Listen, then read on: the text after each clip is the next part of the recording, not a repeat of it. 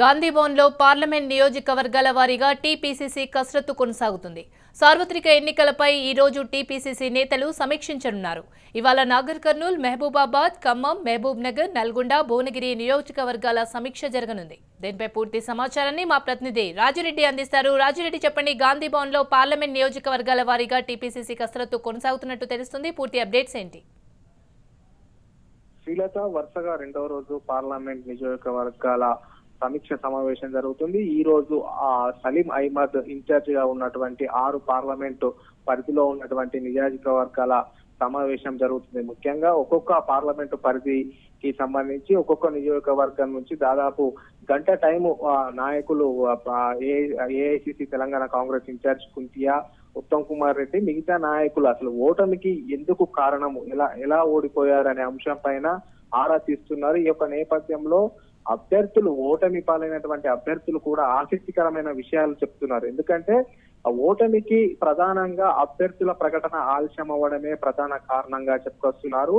TRS party అధికారంలో ఉన్న TRS party 90 రోజుల ముందు అభ్యర్థులను ఖరారు చేసుకొని గ్రామాన విస్తృతంగా ప్రచారం చేస్తే కాంగ్రెస్ మాత్రం చివరి నిమిషం వరకు ఎవరికి టికెట్ వస్తుందో చెప్పకపోవడం కాంగ్రెస్ పార్టీకి నష్టం జరిగిందని కూడా ఆ అభ్యర్థులు చెప్పినట్లు తెలిసింది. ముఖ్యంగా లాస్ట్ 14 రోజుల్లోనే అభ్యర్థులను ప్రకటించి వెంటనే ప్రచారానికి వెళ్ళవడము, ఆ యొక్క నేపథ్యంలో మేనిఫెస్టోలో పొందుపరిచిన అంశాలను కూడా ప్రజల్లోకి తీసుకెళ్లలేదనేది కూడా నేతలు వాపోతున్నారు. అదే విధంగా అభ్యర్థులకు కనీసం పార్టీకి సంబంధించినటువంటి మెటీరియల్ కూడా అందించినటువంటి పరిస్థితి ఏర్పడదని రాష్ట్ర నాయకత్వం పైన కూడా కొందరు నేతలు అసంతృప్తి వ్యక్తం చేసినట్లు తెలుస్తుంది. మొత్తానికి చూసుకున్నట్టయితే ఒక పక్క పార్టీ ఓటర్ పైన సమీక్షిస్తూనే మరి ఒక పక్క రానున్న పంచాయతీ ఎన్నికల్లో అనుసరించవలసిన వ్యూహం పైన, అదే విధంగా పార్లమెంట్ ఎన్నికలను రాహుల్ గాంధీ అత్యంత ప్రతిష్టాత్మకంగా తీసుకున్న నేపథ్యంలో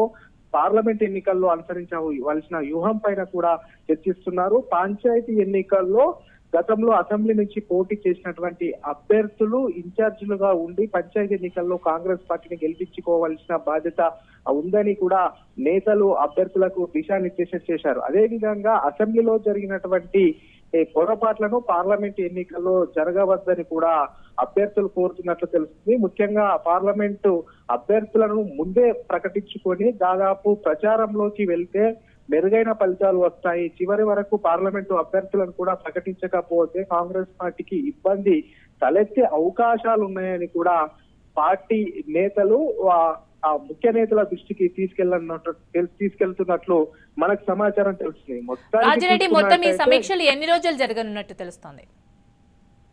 శ్రీలత, ఈ యొక్క సమీక్ష సమావేశాలు 3 రోజులు జరగనున్నాయి. నాలుగు నిన్నటి నుంచి ప్రారంభమైనటువంటి ఈ యొక్క సమావేశంలో ఈ రోజు సోమవారం నాడు కూడా కొనసాగే అవకాశాలు కనబడుతున్నాయి. ఈ యొక్క సమావేశంలో కాంగ్రెస్ పార్టీ ఓటమికి గల కారణాలను పూర్తిగా పోస్ట్ మార్టం చేస్తుంది. అదే విధంగా పంచాయతీ ఎన్నికలు, పార్లమెంట్ ఎన్నికల్లో అనుసరించవలసిన వ్యూహాలపైన చర్చిస్తూనే మరోపక్క ఇప్పటికే ఓటమితో కుగ్గిపోకుండా కాంగ్రెస్ పార్టీని సంస్థాగతంగా బలోపేతం చేసుకోవాలనేది కూడా హైకమాండ్ దిశానిర్దేశం చేసింది. ఈ యొక్క నేపథ్యంలో కొత్తగా తెలంగాణలో 33 జిల్లాలు ఉన్నాయి. ఈ యొక్క 33 జిల్లాలకు కూడా డిసిసి అధ్యక్షులను నియమించుకోవాలని నిర్ణయానికి వచ్చింది. ఈ యొక్క నేపథ్యంలో ఎవరెవరు డిసిసి అధ్యక్షులు అయితే బాగుంటుంది అనేది కూడా ఈ సమావేశంలో చర్చకు వస్తున్నట్లు తెలుస్తుంది.